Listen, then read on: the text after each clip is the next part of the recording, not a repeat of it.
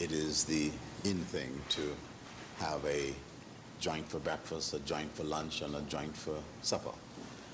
I think if it continues to spread unchecked, the whole young population is bound to be affected and infected. And 60% of the Bahamian population is under the age of 25.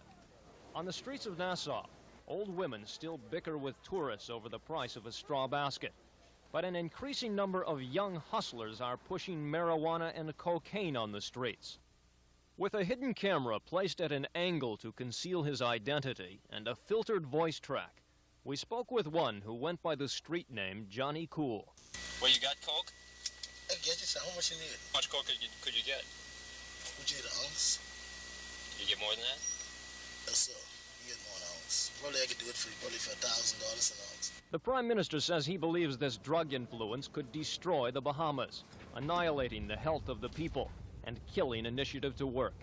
Already, according to Pindling, drugs have caused an increase in crime, with murders tripling in the last 3 years. Pindling blames the drug problem on the United States. Because they dump this junk and dump this rubbish in my country, they're polluting my country, and they have to clear up the pollution. The Bahamas is the major transit area for drugs moving from Latin America into the U.S. The Drug Enforcement Agency estimates 55% of all drugs that reach South Florida come through the Bahama Link. And more of those drugs are stopping off and being used in the Bahamas. Says Pindling, the drug operation is financed by Americans. The drugs are destined for America. They are protected mainly by American gangsters who sometimes have in their company Cuban Americans. So Pindling explains, if the U.S. government would give him at least $25 million in equipment to fight the drug runners, the Bahamian government could eliminate the drug traffic in 6 to 12 months. But with or without American aid, can the Bahamian government realistically stop the domineering drug trade? Here in Nassau, smugglers frequently land planes full of marijuana on the runways of Nassau International Airport, right under the nose of the nation's seat of government and police force. To add insult to injury, trucks drive through a cut chain-linked fence surrounding the airport, back up to the planes, and drive off with drugs. Some might say it is doubtful the Bahamian government can control drug traffic throughout the entire Bahamas. If now, they can't stop it in their own backyard.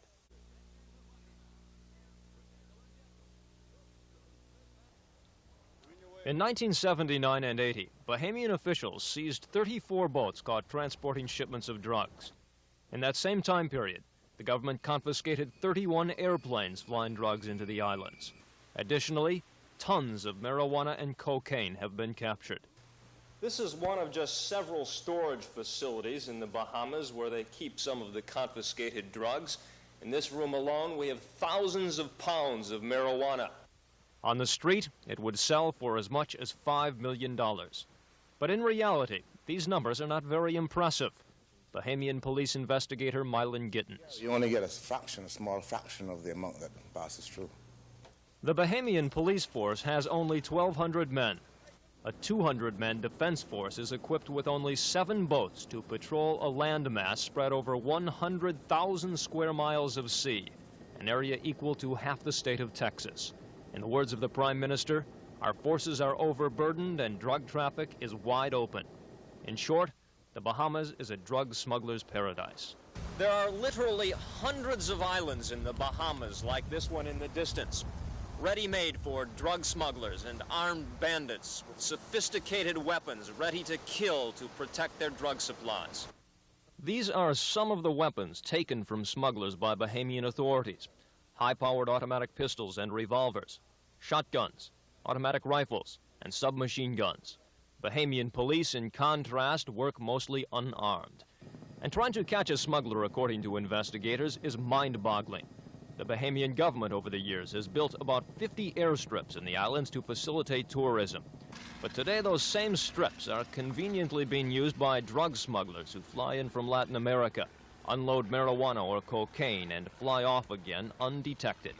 The goods can immediately be loaded onto fast boats that easily hide among the 2,000 keys and maze of waterways that finger through the islands before making a dash to the shores of South Florida. Expensive planes used by the smugglers are often left behind and written off as overhead. U.S. and Bahamian lawmen admit the risk of anyone being caught in this operation is minimal. In the Bahamas, even those who are apprehended often serve little or no time in jail. These Latins were arrested in October off the coast of Andros Island with 105 bags of marijuana. Several days later, they were free on bail, $50,000 each, and may never return for their trial date. Bahamian court records show nearly 200 drug offenders have jumped bail in the last 4 years. Bahamian officials admit it happens in most cases. Nevertheless, the drug overlords are ruthless. Drugs is a billion-dollar business. And in the words of one man who had a close scrape with the bad guys, anyone who gets in the way gets killed.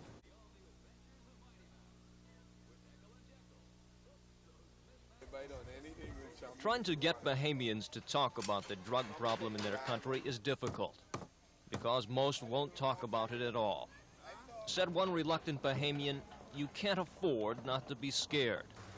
The Prime Minister estimates in the last 3 years more than 20 people have been killed in drug-related incidents. 48-year-old Hugh Hollingsworth would talk about it. A fishing boat captain and lifelong resident of the Bahamas, Hollingsworth says today you have to be very careful. Because when it comes down to drug dealing, I could have been in all kind of deals. Yeah. But I know when anything get hard like that, somebody gonna get killed. You say you could have been in all kinds of deals. What do you mean, guys coming around all the time? People all over the place trying to, you can make a deal every day if you're foolish. If you're a fool, you can make a deal every day. And then you may end up in nothing as well as end up being dead. This man, who chose not to be identified for obvious reasons, used to fly surveillance flights for the Bahamian Police Department. He talks of the danger of getting shot at while flying low over certain boats and keys where marijuana was spotted, and the fear of having his life threatened when crossing the drug machine. I went to court on one particular case, and in that particular one I was threatened, and also my family was threatened. I figure that's enough. How you say threatened? Does it mean somebody threatened to kill you? Somebody did threaten to kill us, yes. If you continued to fly flights or what? Well, not in that particular sense, but if I went to court and identified the man. Was involved in a drug case? Yes, he was. That they would kill you? Yes. The people in Nassau used to leave their windows open at night to let in the breeze. Says one old lady, now we lock up. Another says, if you go out late at nighttime, make it short. And there is even more fear among those who travel the Bahamian waters. Stories about big black boats and killing.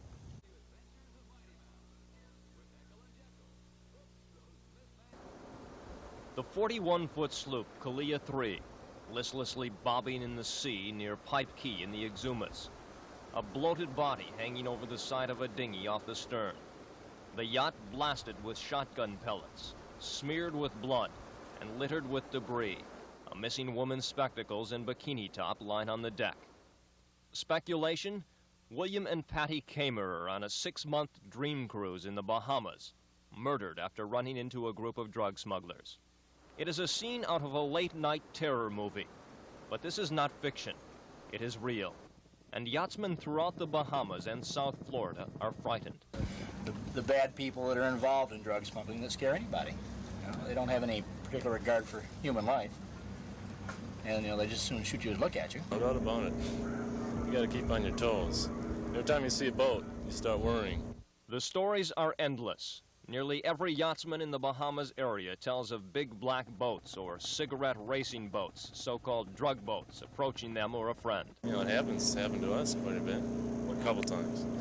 I had a few cigarettes following us, or else they pass us, and then they'll stop about 2 miles ahead of us and just wait, and they'll look at you. The situation has now gotten so far out of hand that the 1980 Yachtsman's Guide to the Bahamas has published the following passage. It reads, "A soft warning to the thoughtful skipper on the possibility of hijacking should be in order here. The U.S. Coast Guard advises owners of yachts cruising in the Bahamas and Caribbean to be very careful about taking on hitchhikers and paid hands. Even a rescue at sea," it reads, "should be approached with caution." Caution. is the order of the day. Boats now are carrying small arsenals for protection. Aboard the Sea Fever, a rifle, 2 shotguns, and 2 revolvers. And those aboard are ready to use them. I was 100% against weapons aboard a pleasure boat up until about 6-8 months ago, and now I've gone over and as I said when we came down here, a 50 caliber machine gun and a bob is just about right. I think it's ruined cruising in the Bahamas, the out-of-the-way places. Because most people that we know are afraid to go to places like that, and a lot of people, of course, are afraid to come to the Bahamas also. The bottom line is you think you might end up dead. That's correct.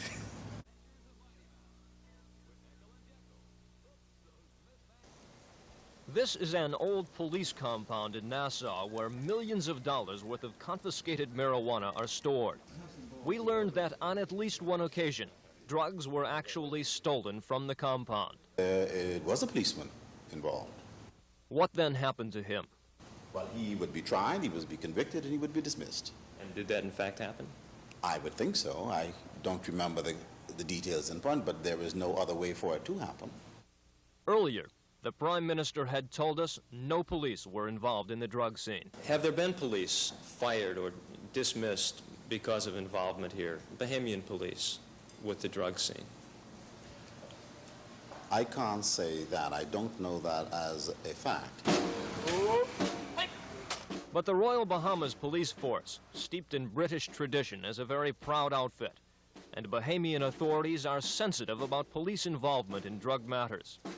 Ultimately, officials reported in 1979 and 80, 2 policemen were jailed and 4 fired because of drug-related activities. However, high-level U.S. government narcotics sources tell us there is a lot of corruption in the ranks of Bahamas police. A Bahamian who works closely with police in drug investigations says he believes at least 40% are on the take. Before a hidden camera placed at an angle to conceal his identity, and a filtered voice track, a small-time drug dealer in Nassau told us he doesn't have to worry about police. Most of the cops, can you give them a few bucks and it's all right? Yeah, a few bucks and it's all right. That's Really? Pay off. Yeah. Honestly. How much you got to give them usually? $10, $20, something like that. You can count on most all of them? Yeah, you can. Downtown cops? Yeah, most of them you can count on. Yeah. Go left here? Yeah, make a left. Yeah. At one point, our investigation took us to Williams Island on the west coast of Andros, a hot spot for rum runners in the 20s, and today an even hotter spot for drug smugglers. There have been continued reports of people being shot at from the island or harassed by a group of armed men. You are looking at a tape of what we encountered when landing several weeks ago in a helicopter. What I do know is that a number of former police have been involved in this traffic. And a number of people who pose as either present or former police or former customs officers. With the Prime Minister's claim that men are dressing up like policemen and a wealth of speculation and fact about police corruption. Sometimes in the Bahamas, it is hard to tell the good guys from the bad. Days later, we learned the armed men who confronted us on Williams Island were in fact government troops. But when dealing with Bahamian officials and the drug business, the commander of organized crime in Broward County says you never know for sure. You could be dealing with a legitimate customs or policeman over there, and he could also be engaged in some other activities. In conclusion, we know this. The Bahamas are infested with drugs, mostly cocaine and marijuana. And not only is the Bahamas a major transit area for drugs moving from Latin America into the United States, but you can buy them here in large quantities or in small quantities. It's as easy as walking down a main street in Nassau or Bimini. But perhaps what is even worse is that those in the drug business have already infiltrated the police department here and corrupted it. Yes, the drug business has already taken a stranglehold on the Bahamas.